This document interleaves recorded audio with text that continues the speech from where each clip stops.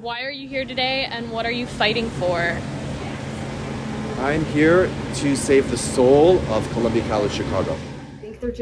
I think they're fighting for like fairer working conditions in general. They are fighting for better rights, better pay. They're fighting for healthcare. Well, the thing that we're fighting for the most and the thing that is the sticking point with the administration is the cuts that they have made in the classes. Me personally, I normally teach 3 or 4 sections of music, theater, dance every semester, and in the spring they offered me 1, which means I'm going to have to wait tables or bartend to make my bills. Part-time faculty is fighting just to be treated like humans. The thing about them is that they are part-time faculty because they work in the industry that they're teaching. They are the most reliable people that we can look upon for our education. And we have our part-time faculty who are actively in the field. That's why we need them. They're in their field, they know what they're talking about, and they're really here to support their students. We're fighting for the students as well.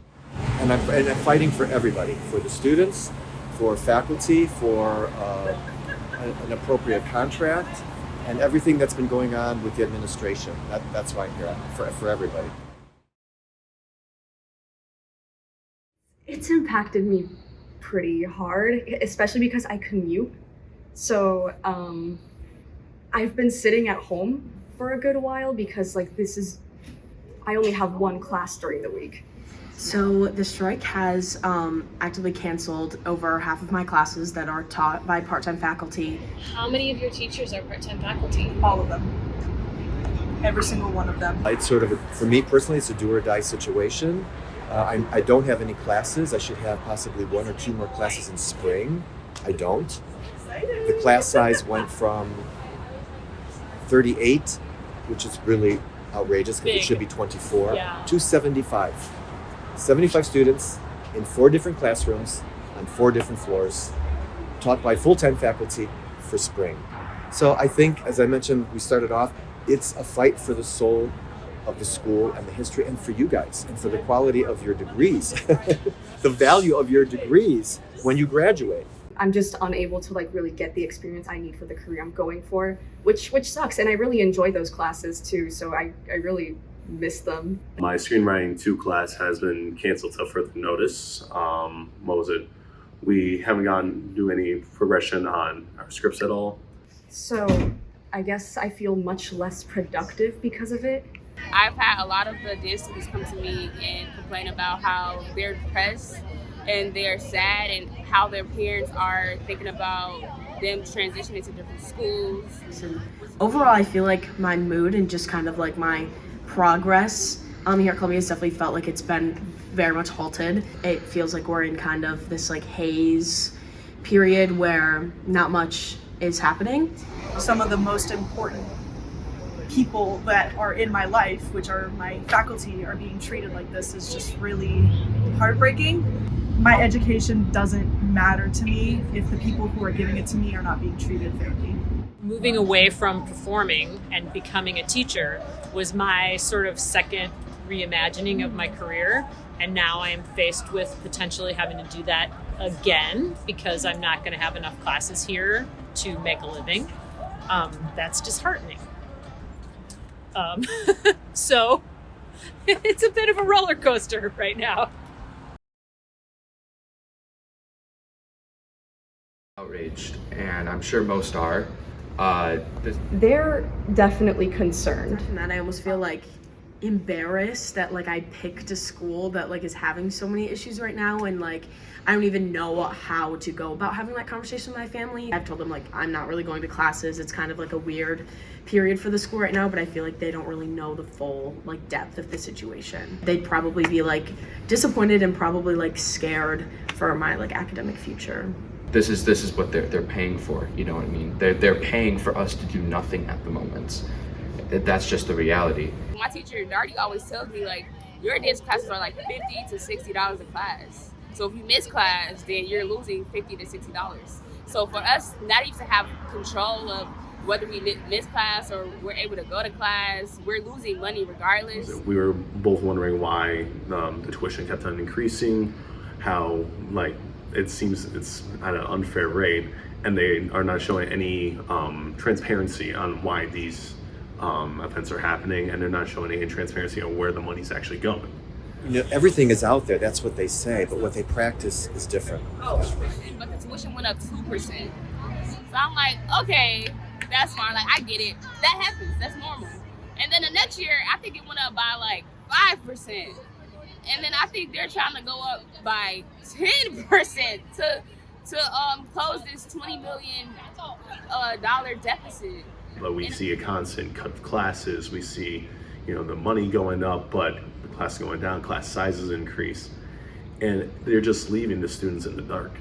We have no idea what the hell's going on. And the administration doesn't care about that. They don't care about you from the moment you step out of Columbia when you graduate, because you're not paying them anymore.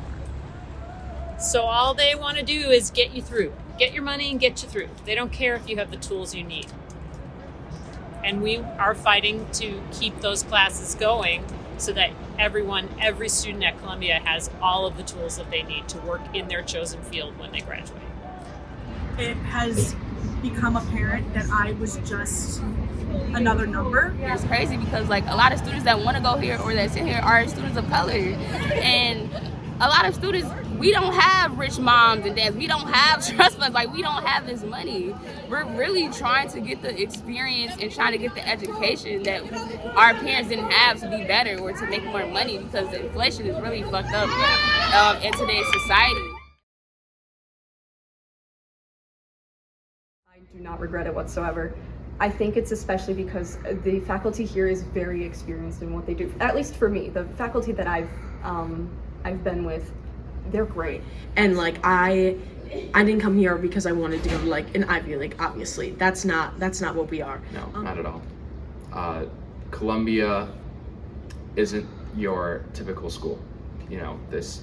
We're here to build connections, to find a job, and yeah, there's learning the skill set, but we're not here for your typical education.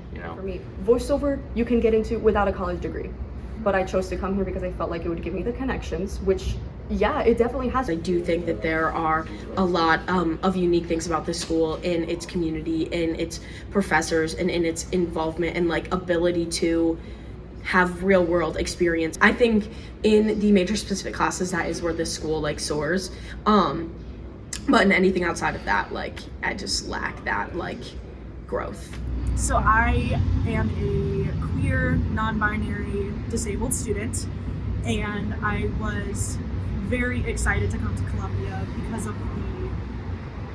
the way that they made it apparent that students would be able to find a place to fit in. It's very hard to feel comfortable and safe when you don't feel that from the one place you should. I've been tossing back and forth with the idea of dropping out since I was a sophomore, mainly because of financial reasons. Now I'm currently struggling with 90 plus credits that only 75 are going to transfer. I am still trying to figure out how to finish as a senior but not extend my time, and it's really frustrating. So like I said, there's no scholarships for students like me, and my fees were at like $4,000. I don't have $4,000 coming out of my pocket, and I wasn't able to register.